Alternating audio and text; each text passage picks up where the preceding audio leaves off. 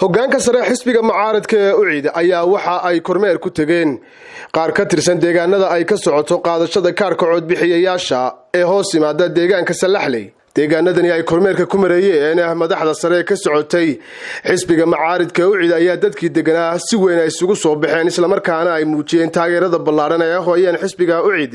qaar ka tirsan hoggaanka sare xisbiga mucaaradka UCID oo la hadlay dadweynihii aadka u tirada badnaa ee isugu soo baxay goobahaasi ay marayeen wafdigu ayaa waxay dadweynahaasi ay ku booriyeen isla markaana ay ugu baaqeen inay qaataan kaarka codbixiyayaasha. maanta annagu halkan idinku nayman olole waxaan idinku nimi inaan idinku baraarujinno kaarka inaad qaadataan si aad xaqiina muwaadinimo u dhamaystirtaan. maanta ninka qaadan waaya kaarka ee codkiisa khasaariya wuxuu lumiye kaalintu qaranka ku lahaa.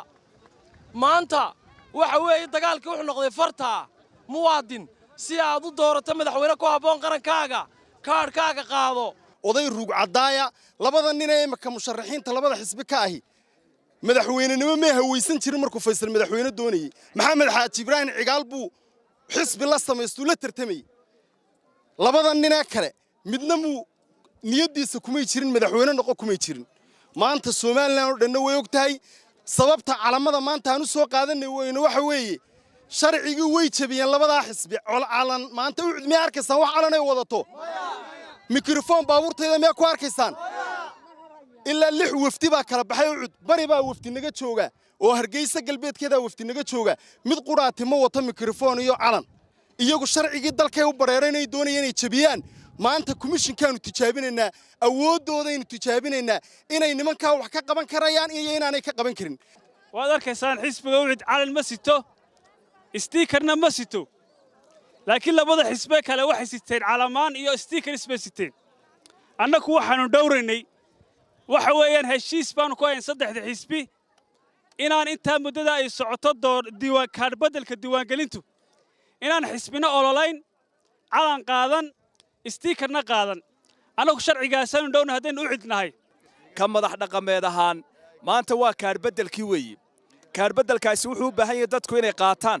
dalkana waxaynu ognahay imika gobolkan aynu ka tirsanay Maroodi Jeex inay socoto taana inaynu sumuglo uga qayb galaaba loo qolbuulole inaanay labada xusbiye kale aanay soo hawaysan karin waana meelaha ugu muhiimsan ee xusbiga cadaaladda iyo daryeelku codka ka heliya weeyaan. sidoo kalena qaar ka tirsan dadweynihii aadka u tirada badnaa ee soo dhaweeyay wafdigani ee iyagu deganaa deegaanadaasi ay kormeerka ku marayeen ee ka socoto qaadashada kaarka codbixiyayaashu ayaa waxa ay sheegeen inay taageero mugle u hayaan xisbiga UCID.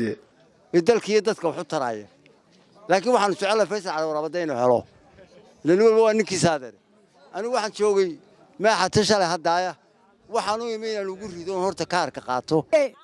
waa UCID waa xisbigeeni UCID waa inankeeni UCID waa dadkeeni waa waxa yeelaysan waliba kaarka halkan oo Faysal cali waraba taageera soo saara. waxaan leeyahay deegaanku wuxuu taageersan yahay dhamaantii xisbiga UCID sida uu u dhan yahay.